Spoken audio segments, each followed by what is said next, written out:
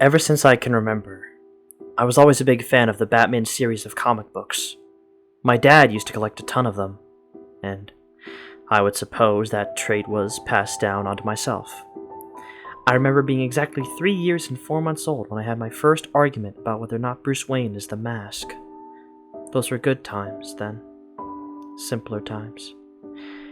Ever since my father passed away from a close encounter with a human-eating crocodile with an appetite for human flesh, it's been difficult, to say the least.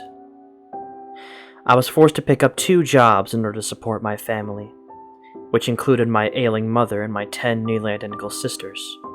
Sam, Sarah, Sophie, Stephanie, Skylar, Sarah with an H, Sophia, Sadie, Cyan, and Sasha. My name's Chris, by the way. To support my family, which included my ailing mother and the 10 nearly identical sisters I just named, I had to get 2 aforementioned jobs at a Walmart while moonlighting as an ASMR YouTuber. I've had many hits in such a short amount of time, ranging from boyfriend roleplays, yandere boyfriend roleplays, yandere boyfriend roleplays in space, and my most popular series, one I hold near and dear, Batman Mommy ASMR. It wasn't much, but it was enough to keep us afloat. As I was coming home from work at Walmart having to deal with a constant flux of Karens and the occasional riffraff, I paid a visit to my girlfriend, only to make a shocking discovery. She was cheating on me with another man. A 6'5" guy to be exact. I think his name was Dante. Or was it Dinkley? I'm not sure. Nonetheless, I was heartbroken. Tears streamed down my eyes as I begged for an answer. Any kind of answer as to why she would do this. To which she only responded, "I don't know." After I left her and Dante, or was it Darwin, I'm not sure, to their own devices, I began the long walk home, hands in my pockets, feet kicking pebbles off the sidewalk, and my favorite song, the 1966 Batman theme song blasting through my earbuds. I wished Batman was there to comfort me, to tell me that it's okay. Hell, I'd even take George Clooney.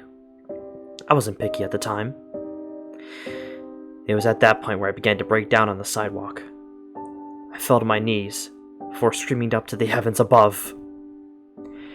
I asked the good Lord why he allowed the human-eating crocodile with an appetite for human flesh to take my father away from me, and why I was forced to moonlight as a highly popular ASMR YouTuber to support my ailing mother and 10 identical sisters, and why my girlfriend was cheating on me with Dante. Or was it Virgil? I really should replay Devil May Cry. Great game, by the way.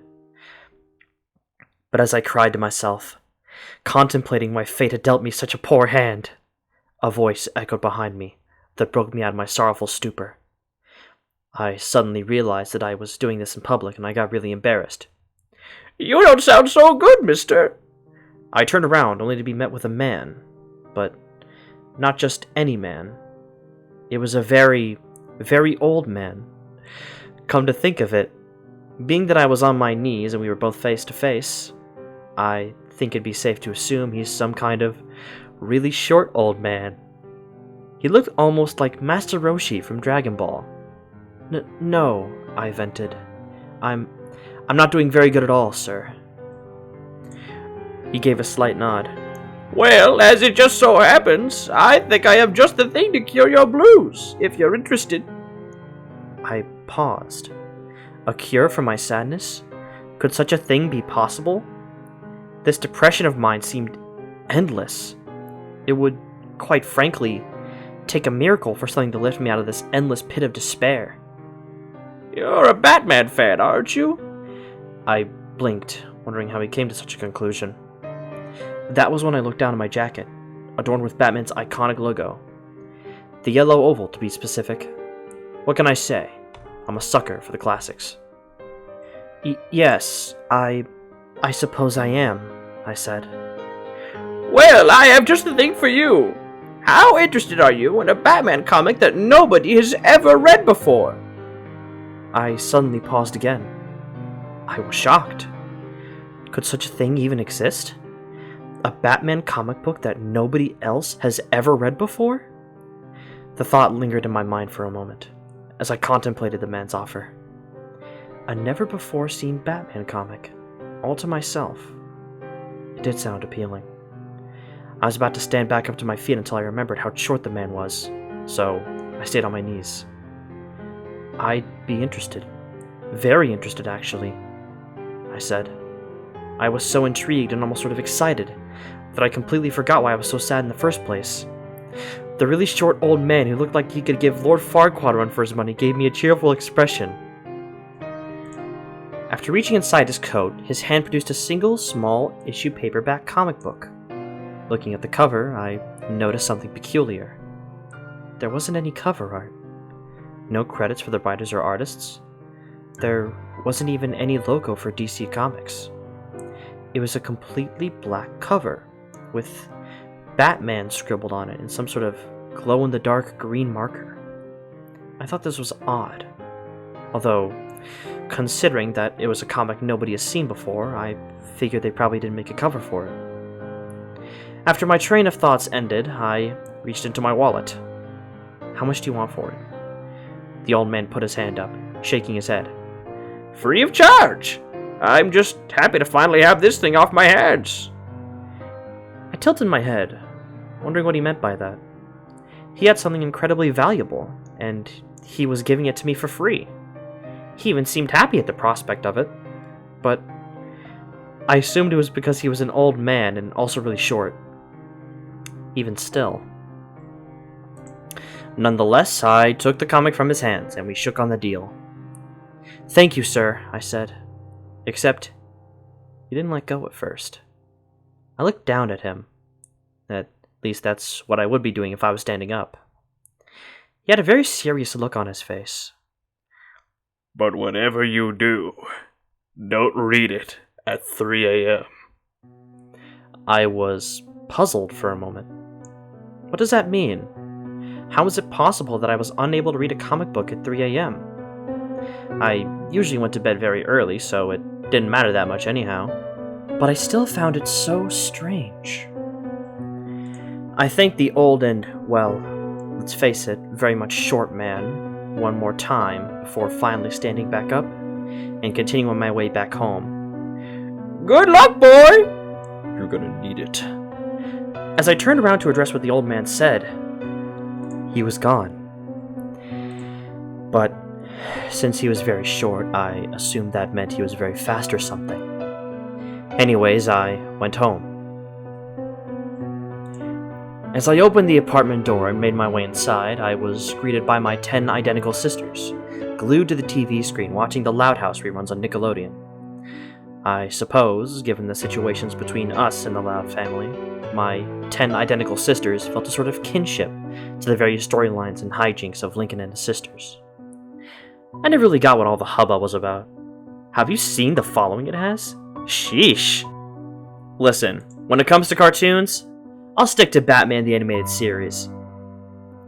After a brief greeting to my sisters, who all greeted me back in unison, something I always thought was kinda creepy, I dashed towards my room and shut the door behind me. I was excited. More than excited. I was pleasantly looking forward to this. A Batman comic book that nobody has ever read before. Until now. Until me. I sat on my beanbag chair at around 9:23 p.m. Wanting to waste no time, I put on my favorite comic reading glasses and sat back, opening up the first page. I found that there were no credits inside of the comic either, leaving whoever wrote the story I was about to read a complete mystery. It opened up on a shot of the iconic Gotham City. Multiple, actually. But something was wrong. The streets were totally empty. No cars, no civilians, nothing. Putting my hand up to my chin, I began to theorize what this meant for the story. Was Gotham City abandoned after a supervillain threat, much like in the AAA video game Batman Arkham Knight? Or was it something even more sinister? I didn't think much of it, as my eyes darted to the other page. I saw Robin. walking through the deserted Gotham City. Based on his costume, as well as the very apparent bisexual vibes I had gotten just by looking at him, it was clear to me that this was the Tim Drake version, but something was wrong. He didn't look like the cocky, laughing boy wonder I know and love. He looked afraid. I leaned in, curious as to why such a daredevil like Robin, the boy wonder, would have such an expression of fear going through this abandoned city. It was unthinkable. But as I flipped the page and saw what followed, that's when I understood. My eyes widened, and my jaw would have dropped down onto my lap if my human anatomy would have allowed it. There were dead bodies, all hung from lampposts down the street. I took a closer look, only to realize they were all of Batman's rogues. The Riddler, Two-Face, Penguin, Scarecrow, Catwoman, Bane, all fallen. But why? Who could have done this? And why? They were all covered in blood and looked pretty worse for wear. It looked like they were hung by their own entrails. Although, that could just be the way the comic's colored. I placed my finger underneath the next page to flip it over, morbidly curious as to what would happen next, until my eyes suddenly noticed a small and barely noticeable piece of dialogue coming from Robin.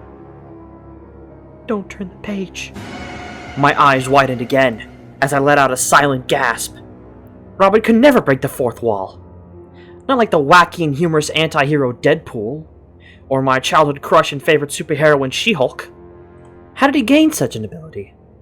And what was he trying to tell me, the viewer? I hesitated for a moment, but I knew this was basically reverse psychology. The comic wanted me to turn the page, and so I did. Robin was crying now, as tears silently streamed down his face, looking like he was having a very realistic depiction of a panic attack. I actually felt bad for Robin, even though I knew it was only a story. Why put him through this kind of torment? And to what end? It's bad enough he has to deal with a boyfriend who's written like a lifelike plank of wood. Not that having a boyfriend is bad or anything. Bernard's just boring as shit. As Robin continued having a panic attack, surrounded by the corpses of all the foes he had Batman have faced throughout the years, a shadow suddenly dropped behind Robin. With long pointy ears and a scalloped cape, I had an expression of relief for a moment. It was Batman, dropping down behind Robin much like he does in the opening of Batman the Animated Series. Peak cartoon, by the way.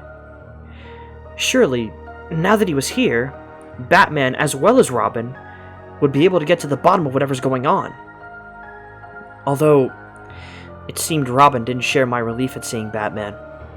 If anything, he looked more panicked. "What have you done?" Robin said, looking directly at me from the comic book. This was becoming increasingly concerning. It was Batman. Why was Robin acting this way? However, when my eyes turned towards the next panel, I began to understand.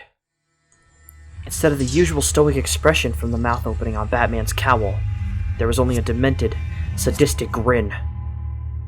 It was then that I realized that there was something far more sinister at play here.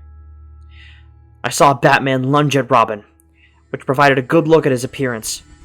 Instead of the piercing white eyes that struck fear into the hearts of criminals, his eyes were completely black, crying tears of blood with red pupils.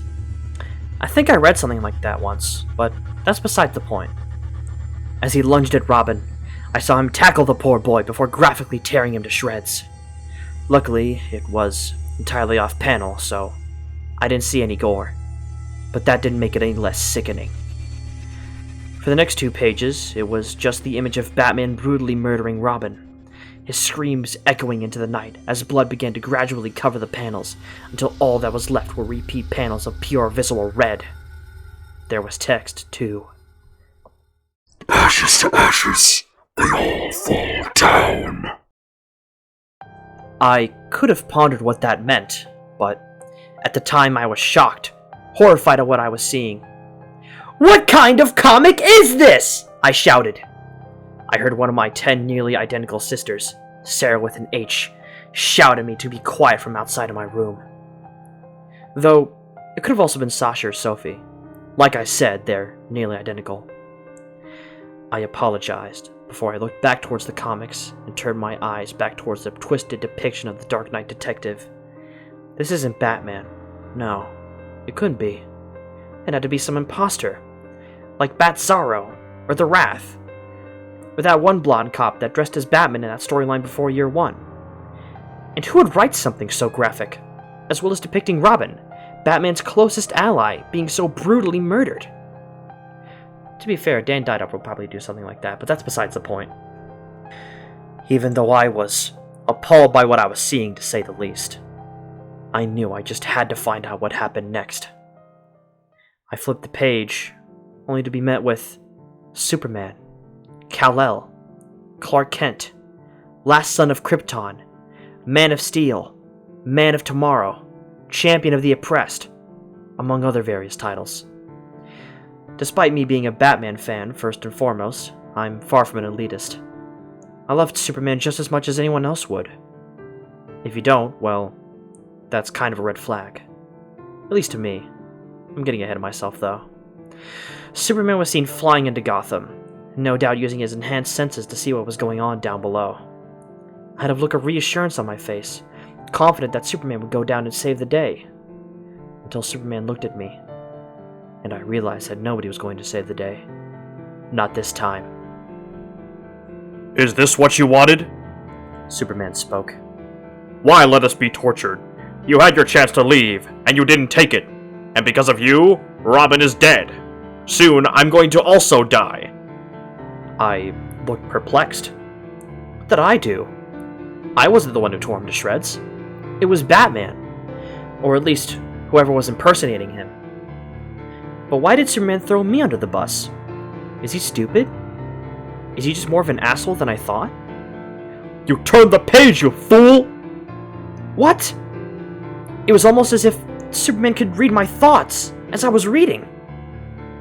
Realizing this, I decided, let's just say Superman can read my mind. If he could, even though he was simply a comic book character and not real.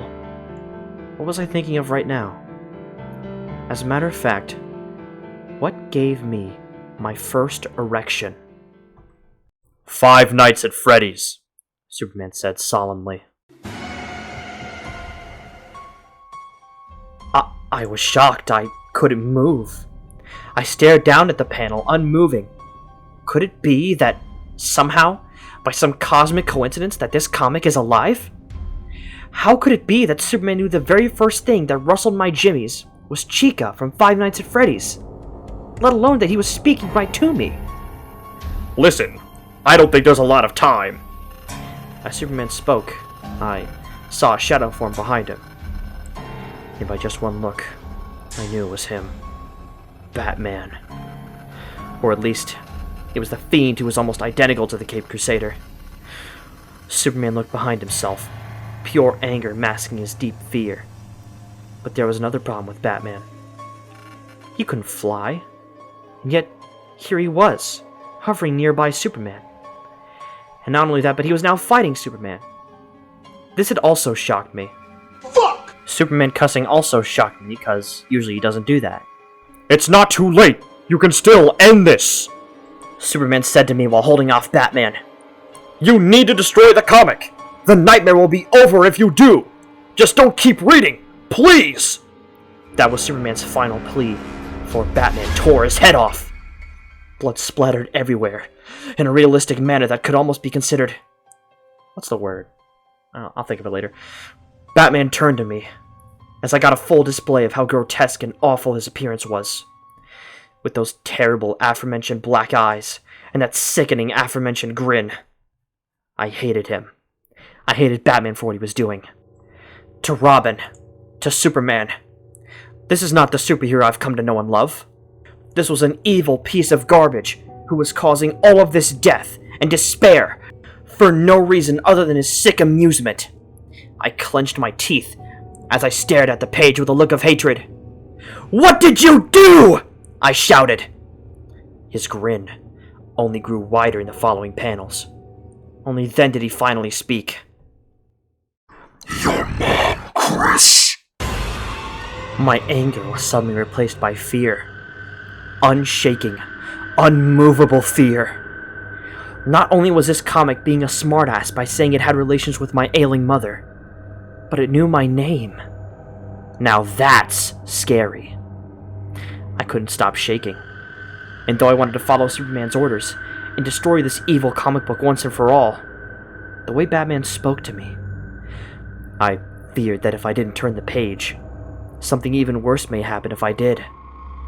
After gulping and letting out a sigh, so that I may mentally prepare myself for what I was about to see, I turned the page. As my eyes scanned the pages, it was a long hallway, and in the middle of it was someone I didn't quite expect to see. It was the Joker, Batman's arch nemesis. But I thought Batman's villains died after they were hung on those lampposts. However, I quickly remembered, I never saw Joker's body among them. So, this is where he's been all this time, I thought to myself. I wanted to hate the Joker for all that he had done in the DC universe, but I knew that in this book, there was a far, far greater evil. And it seems like we both knew that. Joker, though he had his iconic Joker's grin, looked frightened all the same. "I'm the Joker and I'm running!" he said, his iconic phrase. But it wasn't just a phrase. Joker was running down the hall, the panels all following the exact same structure as he sped down the hallway.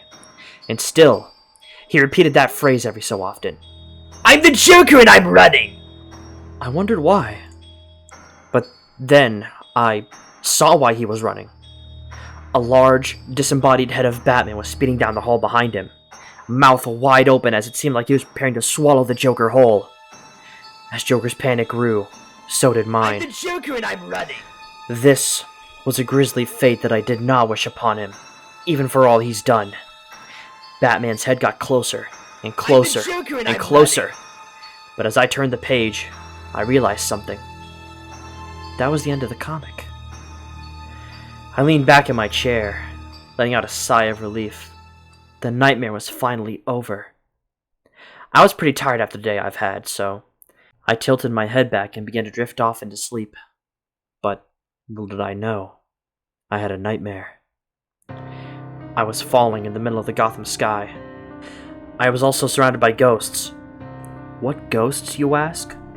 Well, let's just say, it was the ghosts of Batman's villains, and also Robin and Superman. They were all in agony, crying about their suffering and begging me to free them from their torment. I couldn't answer them. I couldn't save them, though I wanted to so dearly. I could only fall, crying as I felt every ounce of their pain and suffering. And as I looked down, I suddenly realized I was about to fall right onto the pavement of Gotham City. I screamed before I woke up. In a cold sweat, I looked around the pitch blackness of my room, except for the lights that were on. I glanced over to a nearby clock. It was 3:12 a.m. As I caught my bearings and recollected the events of the past few hours, I remembered something the old man had said to me. He warned me not to read the comic at this exact time. But what happened to the Joker? Or the other lost souls forced to be tortured by Batman? Or whatever that thing is. I was really curious now, and also scared to find out the answers. Somehow, though, I felt mostly a sort of responsibility to all those who were trapped inside. Filled with courage in my heart and potential piss in my pants from how scared I was, I opened up the comic book once more, only to be met with the mangled corpse of the Joker against an entirely black page. I hung my head low, shaking as my worst fears were realized. I couldn't save the Joker either, just like I couldn't save Robin or Superman. I kept turning the pages, only to be met with the same image of Joker's corpse. That was, until around what I assumed to be the end of the comic. There was a large splash image that took up 2 pages, and what I saw, it truly shook me to my core. It was Batman. A headshot of Batman staring right at me. I was terrified. It was only a comic, but he looked so real. And the blood written on it looked real too. It simply read out one message that sent shivers down my spine. That's my story. What's yours? I didn't have enough time to ponder that message for long, because as I fully absorbed the image, Batman had reached out from the page and grabbed onto my shoulders. I couldn't believe what I was seeing and feeling. He was trying to pull me into the comic book. I guess that's why the old, yet really short man said not to read this at 3 a.m. I kept fighting back as best I could. I would be damned before I let this evil deity take me. Though, I was slowly losing my strength. It would only be a couple seconds before he took me as another one of his tortured souls. But that was then. As we were bumping into various items around my room, I knocked into my computer, which caused it to suddenly come to life. And as it did, I didn't expect what started playing. You're such a good boy for me. Ooh, yeah, your mommy's good boy. I'm Batman. It was the newest entry in my Batmommy ASMR series. There was a brief pause before I suddenly realized the hold on me was no longer strong. In fact, when I looked back, I realized that Batman was in pain. Somehow, some way, my ASMR must be his weakness. That's when I knew what I had to do. I put the audio on full blast as he demonically shrieked in pain. Gripping the comic tightly, I put it up to the monitor as my sweet baritone voice whispered sweet nothings into the room. And before I knew it, the comic began to evaporate. Who's my good boy? Who's Batman's The Fiend shouted, until eventually, and finally, the comic was no more. Just ashes that slowly dissipated in the air. My Batman muscles. I fell onto my bed for a moment. I didn't know what to think. Was it over? The comic disintegrated right in my hands. I didn't even bother to turn off the ASMR. To hell with it if anyone else in the apartment heard it. I knew it was the only reason that I continued to walk this earth. I laid there for a while, until finally falling asleep from pure exhaustion, and the sound of my own voice carefully comforting me to sleep. You're such a good boy for me, Batman. Oh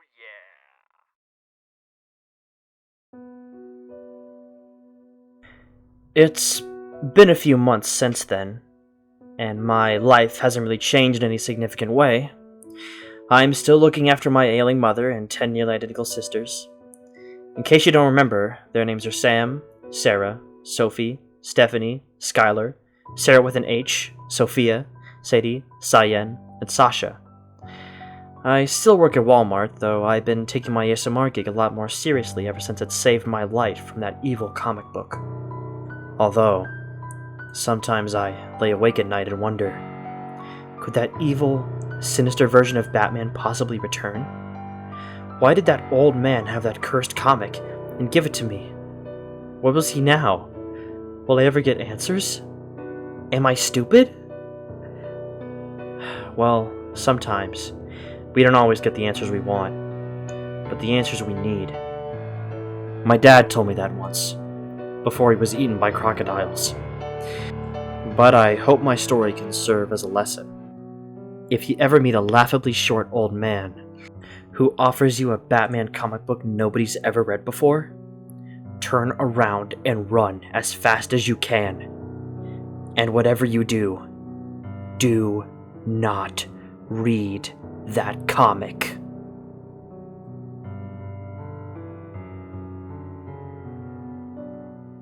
He doesn't upload for 4 months and he comes back with this?